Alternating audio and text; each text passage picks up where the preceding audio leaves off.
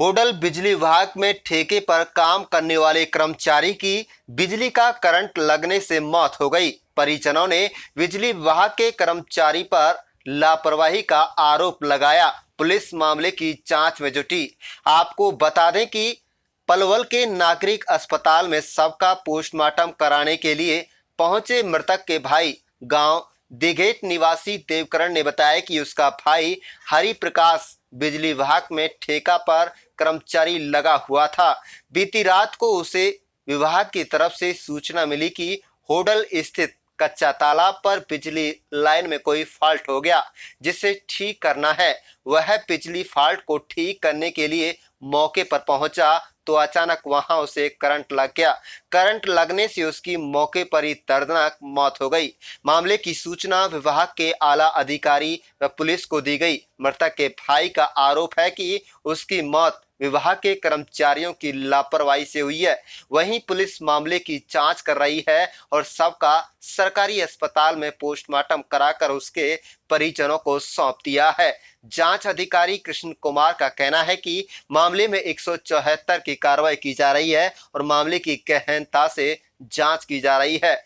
जांच में जो भी तथ्य आएंगे पुलिस के हाथ लगते हैं, उसी के आधार पर आगामी कार्रवाई अमल में लाई जाएगी। आप देख रहे हैं पलवल से सौरभ वर्मा की रिपोर्ट। हाँ सर, बताओगे बिजली कर्मचारी की मौत हुई है, क्या शिकायत दी है, परिजनों ने क्या कार्रवाई की जा रही है? शिकायत ये रात को 3-4 बजे आई है और वो उसे कच्चा तालाब होटल में जो ट्रांसफर है ना, उसमें बिल ठीक करने के लिए गया था। वहाँ करंट लग गया। करंट लगने से एक्सपायर होगा। अगर कार्रवाई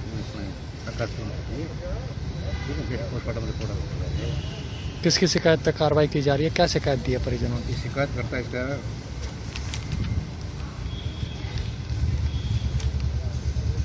देवकर्ण सन श्री प्रहलाद सिंह के दिगोट से रहने वाले हैं। और वो अपने जो मृतक है उसका नाम है वेद प्रकाश, हरि प्रकाश सन श्री हरि सिंह। देवकरण ने क्या लिखा, क्या बताया शिकायत में? क्या बताया शिकायत में देवकरण ने? ये फॉरमैन था बिल डिपार्टमेंट में, वहाँ कट लगे से किसी पर कोई लापरवाही का आरोप वगैरह? हाँ, लापरवाही का आरोप लगा रखा है। किस किस पे लगा रखा है जी? ये अपना SDO जो वगैरह के खिलाफ है। पोस्टमार्टम करा दिया? पोस्टमार्टम करा दिया? पोस्टमार्टम करा हो रहा है, स्टार्ट हो रहा है। 1 मिनट, क्या नाम है जी आपका? मेरा नाम सुंदर सिंह है, फौज में हूँ मैं। रात को मेरे को 10 बजे के करीब पता चला कि ऐसे ऐसे आपका भाई का करंट से एक्सीडेंट हो गया।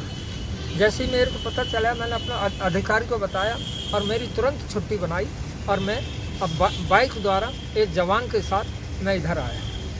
आने के बाद मेरे को बताया कि आपका भाई कौन सा हॉस्पिटल है? Civil hospital Guru Nanak hospital में।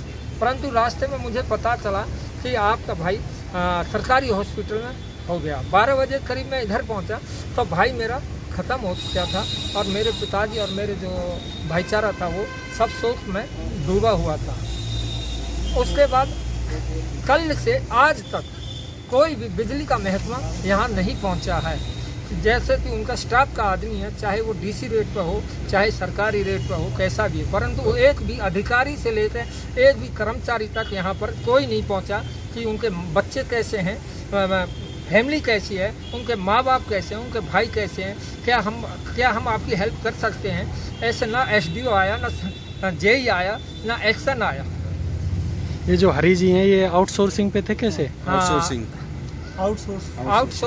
में थे ये। अच्छा, जब ये बिजली का ये जो ट्रांसफार्मर पर बिजली की लाइन को जब ये ठीक कर रहे थे तो उस समय लाइन काटी हुई थी या कैसे? इसके बारे में मेरे को मालूम नहीं है क्योंकि मैं दिल्ली से आया था। लापरवाही किसकी मानते हो इसमें? लापरवाही इसमें बिजली बोर्ड की मानता हूँ। बिजली कर्मचारी की यदि रात काम चल रहा है तो उन पर टॉर्च होनी चाहिए, 2 हेल्पर होने चाहिए, CD होनी चाहिए, परमिट भी नहीं काटा गया, परमिट होना चाहिए, जो अधिकारी लिख कर दे रहा ऑर्डर होना चाहिए कि हम इस पर काम कर रहे हैं, जिससे कि गांव वाले उनको परेशान नहीं करें कि लाइट क्यों काट रहे हो, जिससे कि वो दिखा सकते हैं कि हम भाई लाइट खराब होगी, लाइट काम कर रहे हैं। परमिट नहीं दिखाया है उन्होंने। बिजली बोर्ड में गए थे, उन्होंने दिखाने से मना कर दिया। अभी कोई बिजली महकमे का कोई अधिकारी कोई किसी तरह का? अभी कोई भी बिजली महकमे का एक भी अधिकारी यहाँ पर नहीं पहुँचा है।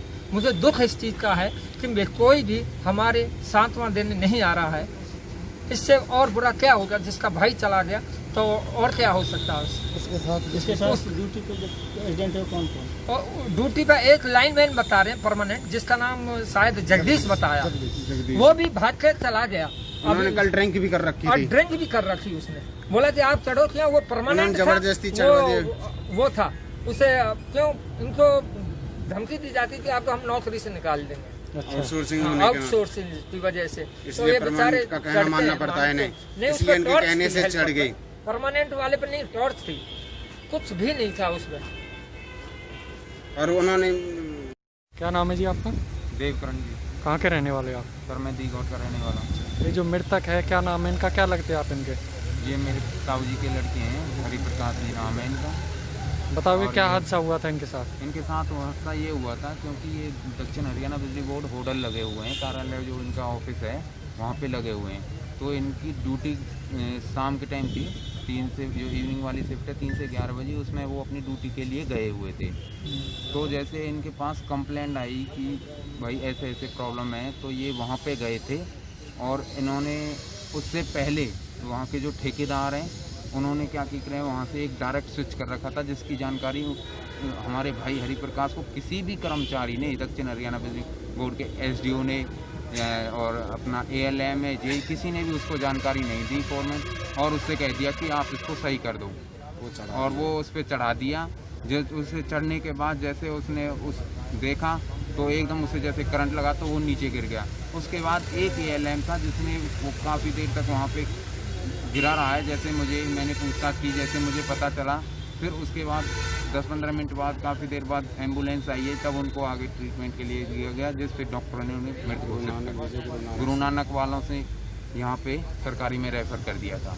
किस जगह काम कर रहे थे रात को ये कच्चा तालाब होटल में काम कर रहे थे, ये जाटव वो है कॉलोनी, जाटव मोहल्ला, कच्चा तालाब होटल। बिजली विभाग में कब से कार्यरत है? इनको कम से भी कम सर 15 से 20 साल, 10 से 15 साल के ऊपर हो गया है। परमानेंट है या ठेके पर है? ये ठेकेदार के उसमें है सर। लापरवाही किसकी मानते हैं इसमें? लापरवाही सर मैं डिपार्टमेंट के SDO साहब की और फोरमैन JE और जितनी उसके ALM जो उनके साथ गया है उसकी भी मैं लापरवाही सभी की, और ठेकेदार की सबसे ज़्यादा मैं लापरवाही, और एक ठेकेदार का भतीजा है उसकी भी इसमें लापरवाही है।